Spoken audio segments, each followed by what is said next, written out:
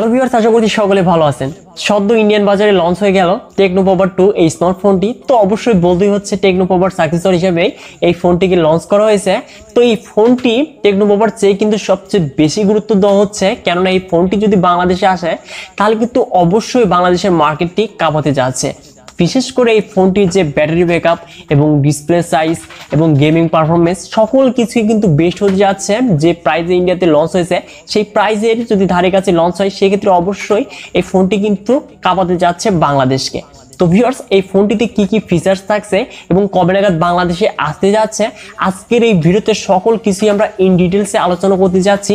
তো অবশ্যই ভিডিওটি ফার্স্ট টু লাস্ট পর্যন্ত ওয়াচ করবেন। আর যারা কিনা চ্যানেলটিতে নতুন ভিউয়ার্স রয়েছেন অবশ্যই আমাদের এই চ্যানেলটিকে সাবস্ক্রাইব করে হয়ে যাবেন ফ্যামিলির একজন নতুন সদস্য। So viewers, let's start this video.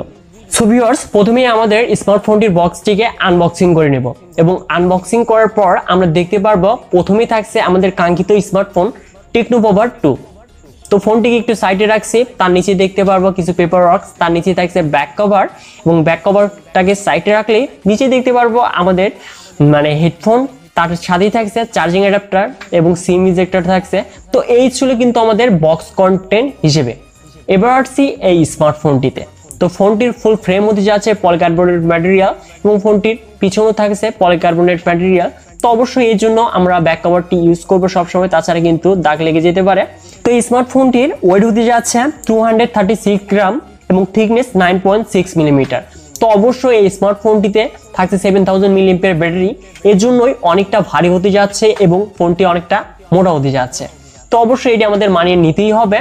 তো ফোনটির ডান সাইডে থাকছে ভলিউম আপ ও ডাউন বাটনের সাথে পাওয়ার বাটন, যেটি কিনা সাইড মাউন্টেড ফিঙ্গারপ্রিন্ট হিসেবে কাজ করবে এবং বাম পাশে থাকছে ট্রিপল কাট সর, যেখানে আমরা দুটি সিম সহ একটি মেমোরি কার্ড ইউজ করতে পারবো এবং নিচের দিকে থাকছে 3.5 mm audio jack, USB type C port and primary microphone এবং এই ফোনটির উপরে কোনো কিছুই থাকছে না। তো এখানে আপনারা কোশ্চেন করতে পারেন তাহলে স্পিকার গিল কোথায় গেল?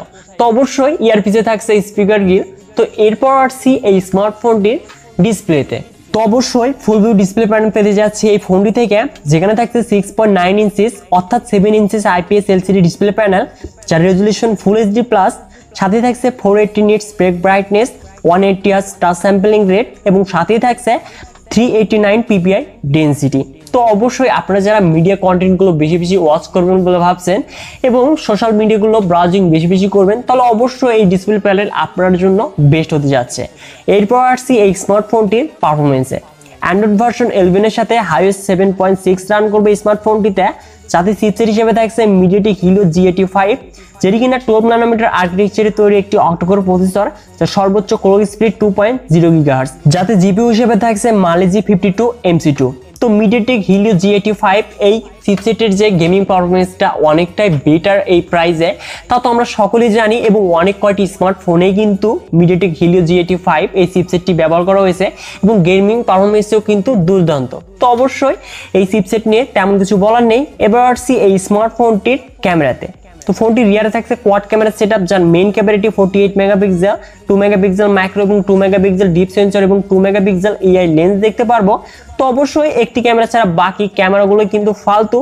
তো মেইন ক্যামেরাটি 48 মেগাপিক্সেল, আশা করা যায় বেটার পিকচার কোয়ালিটি এই ক্যামেরা থেকে আমরা পেয়ে যাব এবং এই ফোনটির রিয়ার ক্যামেরা দিয়ে 2K ভিডিও 30 fps এ সর্বোচ্চ আমরা রেকর্ড করতে পারবো এবং ফ্রন্টে থাকছে 8 মেগাপিক্সেল সেলফি ক্যামেরা, যেটি দিয়ে আমরা 1080p 30 fps এ ভিডিও রেকর্ড করতে পারবো। এবং এই ফোনটিতে কমন ফিচার হিসেবে থাকছে 3.5 mm audio jack, LAN, Bluetooth 5.0, GPS, NFC, FM radio, USB type C port এবং এই স্মার্টফোনটির সিকিউরিটি হিসেবে থাকছে সাইড মাউন্টেড ফিঙ্গারপ্রিন্ট সেন্সর। এবার আসছি এই স্মার্টফোনটির ব্যাটারিতে। তো ফোনটিতে থাকছে 7000 মিলিঅ্যাম্পিয়ার ব্যাটারি, যেটি কিনা 1800 ফাস্ট চার্জিং সাপোর্টেড।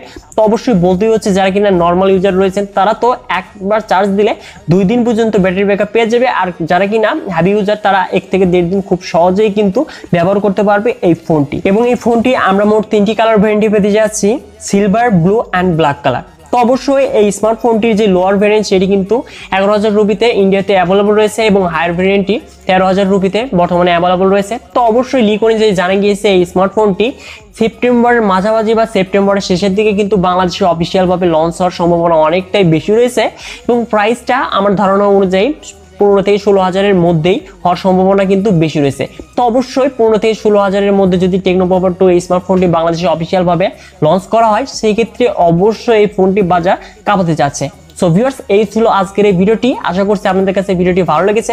ভিডিওটি ভালো লাগলে অবশ্যই ভিডিওতে লাইক করে দিবেন, আর যারা কিনা চ্যানেলটিতে নতুন ভিউয়ার্স রয়েছেন অবশ্যই আমাদের এই চ্যানেলটিকে সাবস্ক্রাইব করে হয়ে যাবেন ফ্যামিলির একজন নতুন সদস্য। সো ভিউয়ার্স, দেখা হচ্ছে পরবর্তী নতুন কোনো ভিডিও নিয়ে।